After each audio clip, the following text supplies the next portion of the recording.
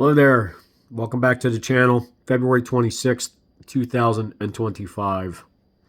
I'm going to talk a little bit about the state of women's basketball. Um, Before you get to women's basketball, you get to girls' basketball. We'll start at the youngin' age, move up a little bit. Be a shorter video than normal, but that is in no way a slight on women's basketball.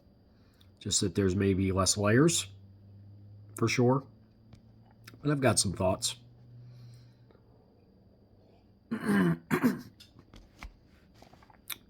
Girls basketball, it's gotten a lot stronger in the last 10 or 15 years, particularly the last 5 or 6. They're getting a lot more opportunities at the grade school level, which I think is fantastic. It's a sport that's getting to be a little bit more physical than it had been. It was played in a very dainty fashion for a long time. Now we're in a time period where Title IX and things of that nature may be in jeopardy because of the politics of the day, rightly or wrongly. I think wrongly, but it's a debate that can be had. But women's opportunities may recede again, and I hope that's not the case, because the women's game, it's a very different sport than men's basketball. It's very different. At the early ages, you'll see it. And all the way up, you'll see the real difference is that you have a lot more attention paid to the basics of the game, to the basic skills, less showtime stuff. It's less about dunking. Okay, it's more about playing good defense, playing solid isolation basketball, but lots of skill progression over the last 5 to 6 years, particularly, that I've seen. So at the children's level, I see one of the biggest problems in it is that there's a lot of male coaches, and they really jump all over these girls. There needs to be a better, I've talked about emotional intelligence with coaches before. I think that they need to calm down. These are young girls. They're going to be emotional by nature. That inherently they're going to snipe at each other when things go wrong. So anything you do to increase the emotional state of the player is going to make things harder to deal with, and it's going to make for problems. I think that by and large you're seeing man-to-man being played, not a lot of zone, which is fine, in the neurotypical arrangement. You get up into the high school area, and you're starting to see some switches. You're starting to see some zones. You're starting to see some of the same things that the men's teams are doing. But again, they're not physically as strong as the men or as the boys at that age. So they really do have to focus more on the skill progression. So they need to be able to shoot and shoot well. They have to develop skills below the rim, and that's probably a positive thing. It's one of the things I like about the sport, is that instead of just being a high flyer, they can actually just ball without having to go above the rim, having to dunk every time. The defense could be just as frenetic, just as energetic. But excuse me.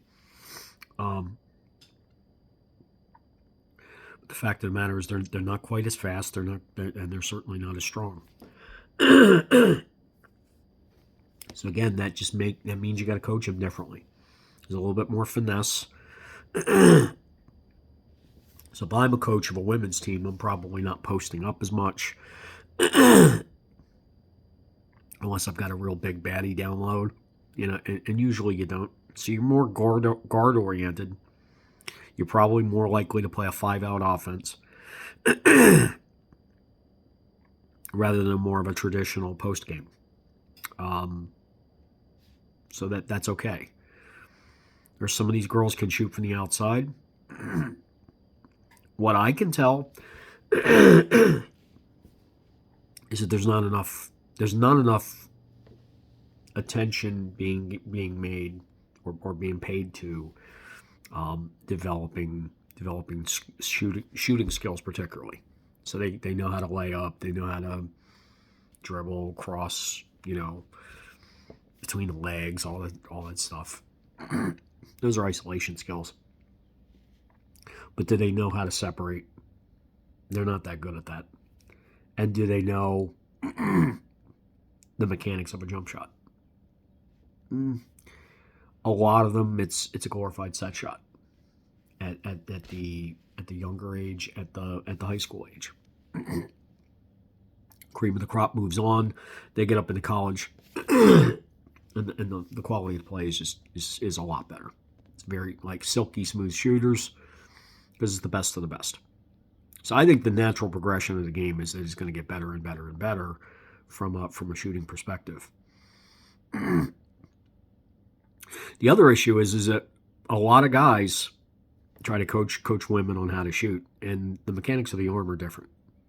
They're just different. The elbow protrudes a little bit further to the outside, just based on the physiology of the female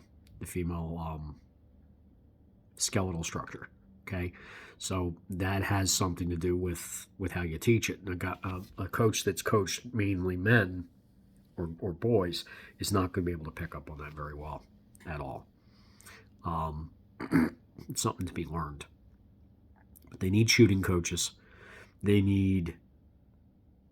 really do need to learn how to rebound and things like that. Get up in there. And some of the girls do that. So when you get up into college, again, you get the best of the down low. You get your fives are the biggest, strongest. Your guards are the ones with the best shot, the best range. So it starts to look like a more palatable game. If you go to a high school game, it can be hard to watch. You go to a grade school game, really hard to watch. And that's okay. It's okay because they're getting better, and they were put way behind for decades. So they're catching up. You get into the college game, you got a good solid 10, 12, 13, 14 teams maybe that are really on an elite level. Or not an elite level, but within a stone's throw of being elite. The rest of them are kind of passengers. So there's not enough breadth of talent in major college women's basketball. That's going to fill in over time as the kids get better and better, and they come in. You get your Caitlin Clarks, your Kelsey Plums are going to, this whole new generation of girls that look up to them. They're going to fill in. They're going to fill in. There'll be more and more of them as they get in. The talent level will rise. And that's just the nature of women's sports in general. Soccer's the same way. Just name your sport. They're pretty much the same. So they are going to get better. The future looks good. You get to the WNBA level. One thing that hurts the WNBA is that, maybe it doesn't hurt it, but it seems like an afterthought. After the NBA season is over, they play at a different time. But you probably can't go head to head with it, especially when you're getting a lot of your funding from the NBA programs as well. It is good to see that there's not as much of an adversarial relationship between the two leagues. Some of the old timers have come in and really helped, whether it be on TV, whether it be as coaches, to keep those basics in front of them. Keep them all humble too, because they read all these press clippings. One thing I could do a little less of is all the sniveling rivalry stuff, like the Angel Reese, Caitlin Clark stuff. Get that out of here. Come on, stop it. Decided on the court. We don't need all that stuff. There were some racial undertones. Doesn't belong in the sport. But you really do have to see. You have to see some more time in the WNBA for some of these